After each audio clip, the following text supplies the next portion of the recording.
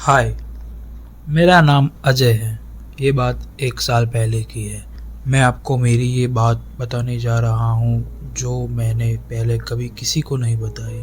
मैं अपने 3 दोस्त मेहुल, किशन और जय के साथ डाउ हिल के हॉस्टल में रहता था। हम अपने दूसरे सेम बीकॉम की पढ़ाई कर रहे थे। चारों ने बचपन से ही भूत और आत्मा की बहुत सारी बातें सुनी थी जो हर बच्चे सुनते हैं। हम मानते थे कि शायद ये एक अंधविश्वास है या फिर लोगों का भ्रम है, लेकिन इतने सारे लोगों को ऐसा भ्रम कैसे हो सकता है?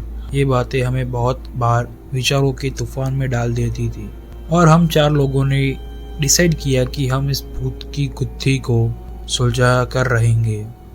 इसलिए हमने डाउ हिल के हॉस्टल को चुना, जो कि पूरे भारत में अपनी भूतिया किस्सों के लिए पॉपुलर है। हमारे माता पिता को फ़ोन यूज़ करना इतना आता नहीं है, जिसके कारण उन्होंने डाउ हिल के हिस्से नहीं पढ़े।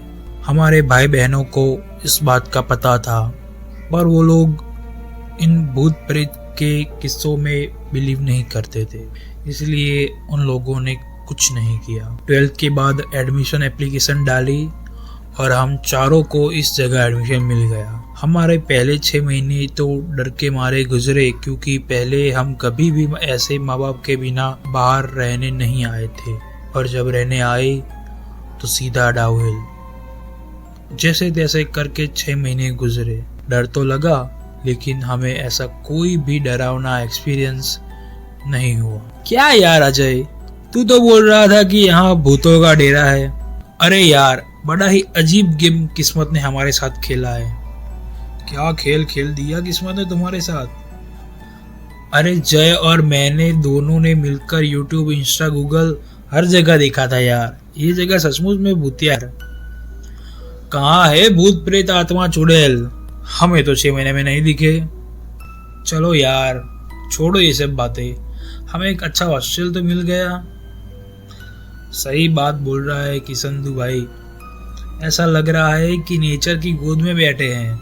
हाँ यार मेहुल, कम से कम हम इस शहर के भीड़ भाड़ से तो बचे।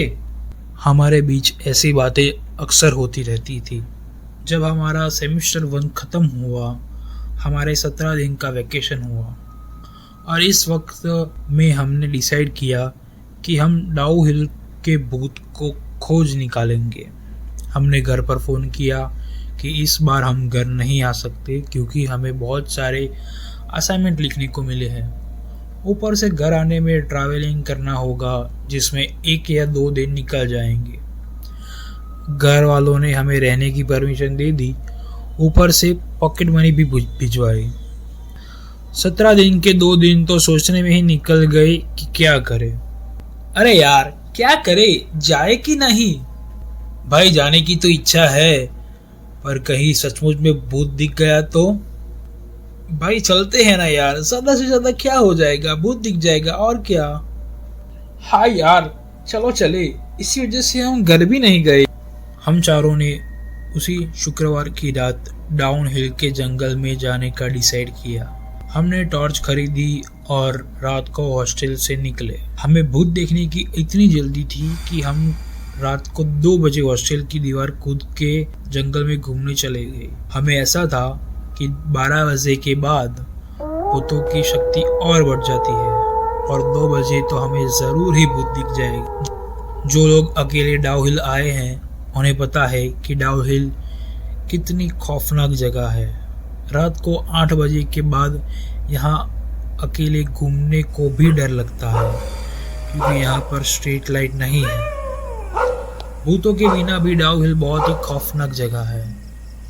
हम लोगों को घूमते घूमते 2:30-3 बज गए थे, और अचानक, अरे दोस्तों, ये देखो, ये तो कोई पुराना गार्डन लगता है। भाई मुझे नहीं लगता कि यहाँ जाना चाहिए। मैंने कहा, चलो भाई चलते हैं ना, क्या हो जाएगा, ज़्यादा से ज़्यादा भूत दिख जाएगा, हम यही तो देखने आए थे। हमने उसका दरवाज़ा खोलने का बहुत ट्राई किया, लेकिन वो बहुत ही पुराना था और जंग लग गया था।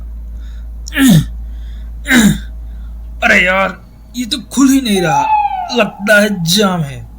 फिर हमने उस गार्डन की दीवार खोदी और सीधा अंदर चले गए। थोड़ा दूर चले और फिर हमें पता चला कि ये कोई गार्डन नहीं, ये एक पुराना कब्रिस्तान है। इसकी अच्छे से देखभाल ना होने के कारण ये हमें रात के अंधेरे में गार्डन जैसा लगा। यहाँ पर अच्छे से कटाई न होने के कारण सारी जगह घास और बड़े बड़े पेड़ उग गए थे। हमें यहाँ कुछ भी ठीक से दिखाई नहीं दे रहा था। हम चारों एक दूसरे का हाथ पकड़कर चल रहे थे क्योंकि हमें डर लग रहा था। डर के कारण हमारा शरीर मानो मुर्दे की तरह ठंडा पड़ गया था। उतनी ही देर में किशन बोला, अरे यार, ये देखो। हमने अपनी टॉर्च किशन के हाथ की और घुमाई। वो एक पेड़ की ओर इशारा कर रहा था। हम तीनों हक्के बक्के रह गए।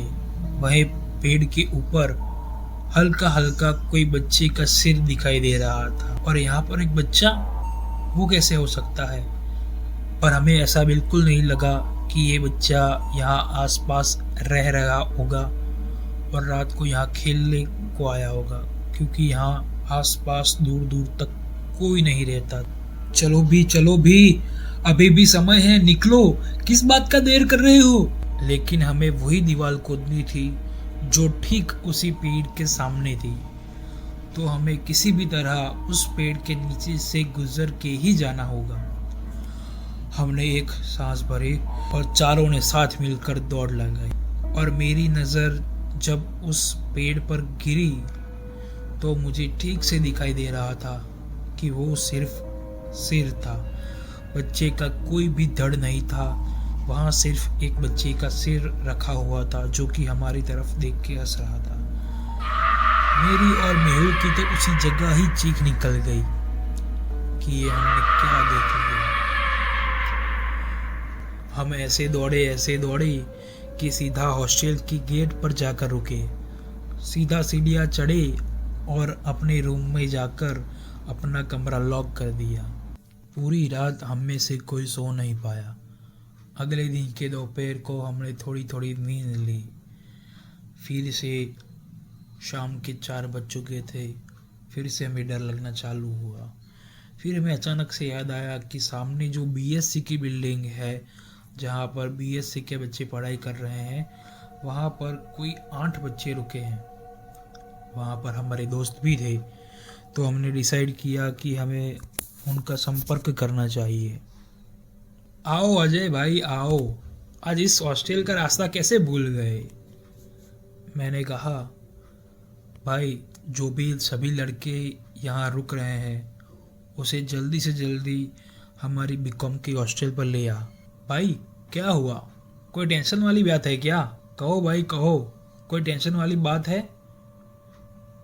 मैंने कहा, नहीं भाई, कोई टेंशन वाली बात नहीं है, पर तू जल्दी से जल्दी रात होने के पहले सभी बच्चे को बीकॉम के हॉस्टल ले आ। सभी लोग हमारे रूम पर पहुँचे। हमने साथ में रात का डिनर किया। अब रात के 12 बज चुके थे। वो लोग आतुर थे ये बात जानने को कि इन्होंने हमें यहाँ क्यों बुलाया है। लेकिन जैसे ही हमने पूरी सच्चाई बताई कि शुक्रवार की रात हमारे साथ क्या हुआ, वो लोगों के सिर से भी पसीना छूटना शुरू हो गया। वो लोग भी डरे, लेकिन हम 12 जन साथ में थे तो उनको इतना डर नहीं लगा। हम लोग साथ में बैठे बातें करने लगे। माहौल थोड़ा ठंडा होना चालू हो गया था। रात के फिर से 1:30-2 बजे होंगे और बीएससी वालों में से राहुल और साहिल खिड़की के पास खड़े थे और ठंडी हवा ले रहे थे। उतनी ही देर में राहुल चिल्लाया, भागो यार, भागो, वो आ रहा है, वो मार देगा, भागो यार। हम सबने उसे पकड़ा और पूछा कि क्या हुआ। राहुल तो जाने बेहोश ही हो गया था। साहिल ने कहा कि भाई मैं वहाँ खड़ा था, वहाँ दूर से कोई आता हुआ दिखाई दिया, हमें लगा कोई बच्चा है, लेकिन वो साया जैसे ही हॉस्टल की लाइट के नीचे पहुंचा तो हमें दिखाई दिया कि वो तो बिना सर की लाश है, और वो भी किसी बच्चे की। भाई मैं बहुत ही डर गया हूँ, मुझे जाने दो, मुझे जाने दो, ऐसा करके वो चिल्लाने लगा। इस समय पर सारे बच्चे सहम गए थे। हमें पता चल गया था कि वो बच्चा हॉस्टल की गेट के अंदर आ चुका है, और हमें ये डर लगने लगा था कि कहीं ये बच्चा हमारे रूम तक ना पहुंच जाए। हमने रूम को अंदर से ताला लगा दिया और खिड़की भी बंद कर दी। राहुल और साहिल की हालत बहुत ही खराब हो चुकी थी। उन लोगों को मारने बुखार ही चढ़ गया था। उस रात हम 12 जने पूरी रात रूम में बैठे रहे, कोई एक आंख भर भी नहीं सोया। अगले दिन हम सबने डिसाइड किया कि ये सब अब और नहीं चल सकता, हमें अब घर जाना ही होगा। हम यहाँ रहेंगे तो भी वो बिना सर की लाश हमें पकड़ लेंगी और पता नहीं हमारे साथ क्या करेगी। अगले दिन हमने डिसाइड किया कि सर के पास जाते हैं और उनसे हम छुट्टी मांग लेते हैं। राहुल और साहिल को घर उतारने के बाद सब अपने अपने घर चले जाएंगे। सर, हम सबको कुछ काम नहीं है, असाइनमेंट हम घर से लिख लेंगे, क्या हम जा सकते हैं घर सर? अरे तुम्हें तो यहाँ रहना था ना, अपना असाइनमेंट पूरा करना था। सर अभी मम्मी पापा की बहुत याद आ रही है, हमें जाने दीजिए ना, हम असाइनमेंट घर से पूरे कर लाएंगे।